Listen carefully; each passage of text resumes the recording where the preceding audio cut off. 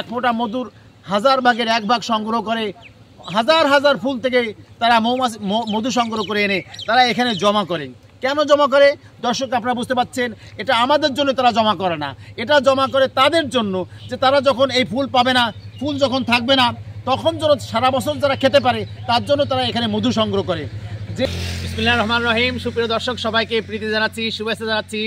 সাতক্ষীরার এই দিগন্ত জোড়া মাঠ আপনারা দেখতে পাচ্ছেন, সরিষা ক্ষেত। এই সরিষা ক্ষেত আপনার মাইলের পর মাইল এদিকে দেখান সরিষা। এই যে বিস্তীর্ণ এলাকায় এই যে সরিষা ক্ষেত, এই সরিষা ক্ষেতের পাশেই স্থাপন করা হয়েছে এই যে চাকগুলি আপনারা দেখতে পাচ্ছেন, যে একটা দুইটা চাক না, শুধু দেখেন যে মধুর এই মৌমাছির ঝাঁকের একটু কাছ থেকে যদি আপনারা দেখান, যে প্রত্যেকটা এই যে আল্লাহ পাকের শিল্পী, আল্লাহ এদেরকে শিল্পী হিসাবে, কর্মী হিসাবে আল্লাহ পাক এদেরকে পৃথিবীতে প্রেরণ করেছেন। মৌমাছির শিক্ষা আল্লাহ তাআলা কেন বলেছেন? সূরা নাহাল আল্লাহ পাক একটা সূরা নাজিল করে দিয়েছেন। কেন?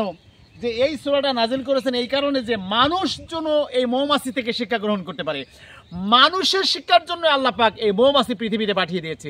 মৌমাছি হলো পৃথিবীতে পরিশ্রমের প্রতীক। সমস্ত পৃথিবীর মানুষদের জন্য আল্লাহ মৌমাছিকে প্রতীক হিসেবে দেখেছেন। আপনারা দেখতে পাচ্ছেন শ্রমিকরা কাজ করছে, তারা মৌ শ্রমিক। এরা এখানে মাসের পর মাস এরা এখানে ঘুমায়, এখানে থাকে, এখানে সব কিছু, এখানে এরা 24 ঘন্টা এখানে খাওয়া দাওয়া করে। কারণ তাদের সংসার এই মৌমাছি কেন্দ্রিক। মানুষ যেরকম একটা সন্তানকে পালন করে, আপনারা দেখতে পাচ্ছেন এখানে একটু ঝুঁকি আছে, যেগুলি আমাদের কামড়াতে পারে। এই জন্য এরা টুপিটা পরে নিয়েছে। আমাদের এখানে নিরাপদ না, আমাদেরও টুপি পরতে হবে। তো আমি অল্প সময় কথা বলবো বলে দেখুন কিভাবে চাকটা সংগ্রহ করে। হ্যাঁ, চাকটা উঠান, আপনি উঠান। দর্শক প্রথমে চাকটা উঠাবে এবং চাকটা উঠানোর পরে এই মাছিটাকে তারা ঝেড়ে ফেলবে। এই যে ব্রাশ আছে, এই যে আপনারা দেখতে পাচ্ছেন, অবশ্যই দেখলেন যে মাছিগুলো পড়ে গেল। এই একটা বাক্স কতগুলো মৌমাছি থাকে সাধারণত? এখানে আপনারা দেখতে পাচ্ছেন যে হাজার হাজার মৌমাছি একটা চাকে আছে। এরকম চাক, অসংখ্য চাক আপনারা দেখতে পাচ্ছেন যে এটা এর ভিতরে মূলত একটা নতুন চাক। আপনারা লক্ষ্য করেছেন একটা নতুন চাক, এবং এর ভিতরে তারা দীর্ঘ কতদিন পর পর এটা সংগ্রহ করা হয়? 7 থেকে 8 দিন মতো। আপনারা দেখতে পাচ্ছেন যে মৌমাছি কেন বললাম যে পরিশ্রমের প্রতীক। এক একটা মৌমাছি শত শত ফুলে উড়ে কষ্ট করে করে এরকম আল্লাহ পাক বলেন এই মধু সংগ্রহ করে। কারণ তারা যখন বর্ষার সিজনে কোনো ফসল থাকে না, যখন ফুল থাকে না, তখন তারা বাকি বছর খাওয়ার জন্য এখানে সংগ্রহ, সারা বছর তারা খাওয়ার জন্য এখানে। কথা বলতে বলতে আমাকে ও কি জ্বালা, কি যন্ত্রণা। ফুল ফুটে আছে কিনা দেখেন। আমাকে একটি কামড় দিয়েছে এবং এতটা জ্বলছে। তো এই জ্বলা আমি সহ্য করছি দর্শক, আমি জ্বলা সহ্য করছি, কিন্তু আমি এর কথা বলার আমি লোভ সামলাতে পারছি না। যে এর ভিতরে আল্লাহ পাকের নিয়ামত মধু তারা সংগ্রহ করেছে তাদের জন্য, কিন্তু আমরা তাদের না খেয়ে এই মধুটাকে আমরা প্রক্রিয়া করে আমরা নিজেরাই খেয়ে নিচ্ছি। কিন্তু আল্লাহ পাক বলে, বান্দা ঠিক আছে, তোরা মধুটা খা। একটা সূরা আল্লাহ নাজিল করে দিয়েছেন, সূরা নাহাল নাজিল করেছেন, যে তোমরা মধু সংগ্রহ করে খাও। এই মধুর ভিতরে শেফা রয়েছে, সমস্ত রোগের মেডিসিন হলো মধু। আপনারা জানেন পৃথিবীতে যত রোগব্যাধি আছে সমস্ত রোগব্যাধির ওষুধ হলো মধু। আল্লাহ পাক বলেন মধু এবং কালোজিরা, আল্লাহ রাসূল বলেন যারা এটা পান করবে কোনো রোগব্যাধি তাদের স্পর্শ করতে পারবে না। আসলে মৃত্যু ব্যতীত এই কালোজিরা এবং মধুকে আল্লাহ রাসূল এরকম শেফার উজ্জ্বল নক্ষত্র করেছে। এই জন্য এই দুইটা এই মধু আমরা এসেছি। আমরা এখানে অন্য অনেক অনেক জ্ঞানীগুণী মানুষ আছেন, একজনের সঙ্গে একটু কথা বলি। ভাই আপনার নামটা বলবেন? আব্দুর রহমান, মোহাম্মদ আব্দুর রহমান।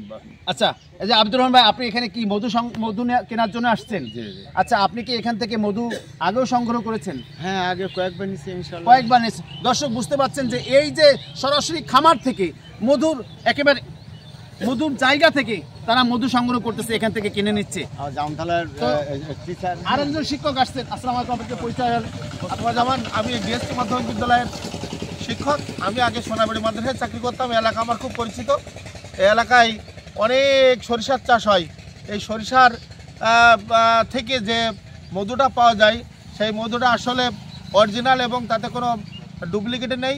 মধু খেলে মানুষের কোনো ক্ষতি তো হয় না, বরং মধু খেলে সমস্ত রোগ থেকে মুক্তি পাওয়ার আশঙ্কা আছে বলে আমরা এই মধু নিতে আসছি এখানে।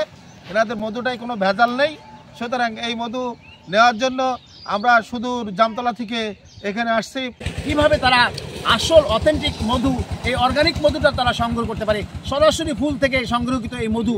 আমরা উসমান ভাই, যিনি এই খামারের মালিক, উসমান ভাইয়ের সঙ্গে যদি দেখা করি, উনি এখন কি করছেন আপনারা দেখতে পাচ্ছেন যে উনি, দর্শক আমি একটু ভিতরে আপনাদের নিয়ে যাব, সেখানে প্রক্রিয়াটা দেখেন যে ওখানে এই মধুটা, এই যে আমি আমার হাতে যেটা আছে এইটাকে প্রথমে তারা বিক্রিয়া করো, প্রথমে তারা আমরা উসমান ভাই একটু কথা বলি আপনার সঙ্গে। জি উসমান ভাই, আমি একটু কথা বলি। আসসালামু আলাইকুম রহমতুল্লাহ।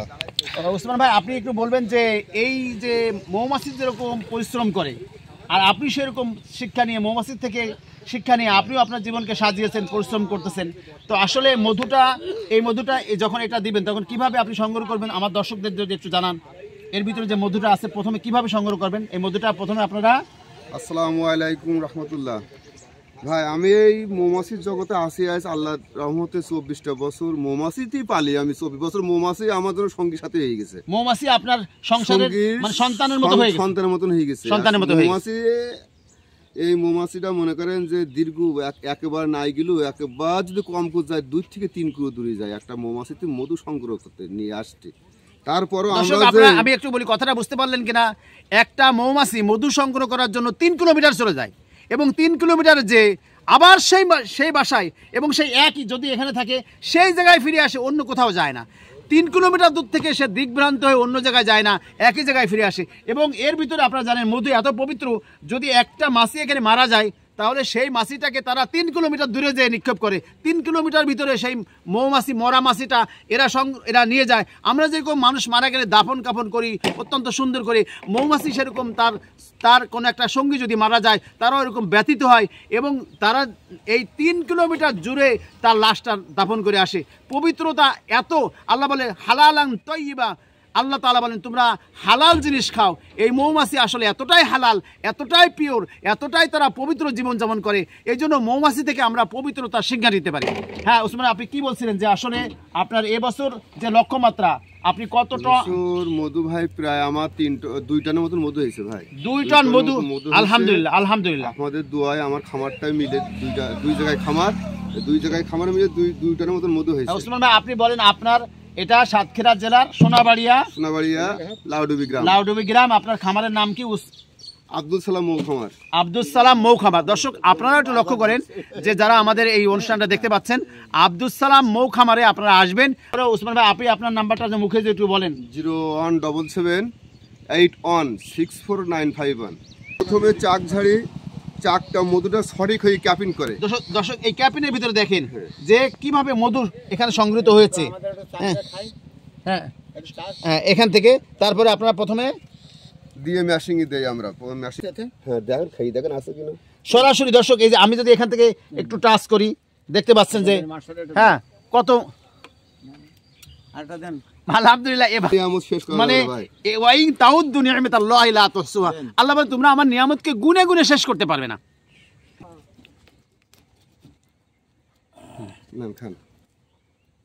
দর্শক এই যে সরাসরি এই যে এর ভিতরে কিন্তু অনেক মধু আছে।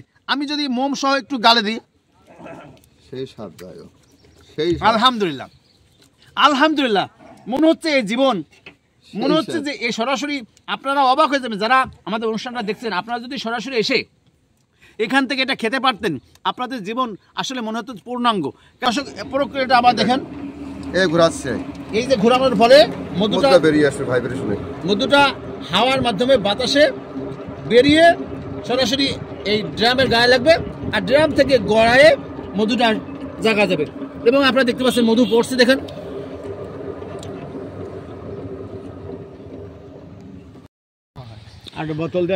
দর্শক অনেকগুলি কাস্টমারও দেখতে পাচ্ছেন দূর দূরান্ত থেকে তারা মধু কিনতে এখানে এসেছেন, মধু সংগ্রহ করার জন্য এসেছেন।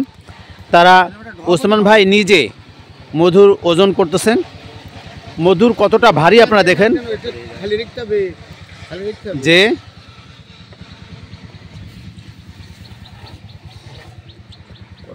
দর্শক মধুর ওজন কতটা দেখেন, যে এই ছোট্ট একটা ড্রামে মধু হয়েছে 14 কেজি। তো এই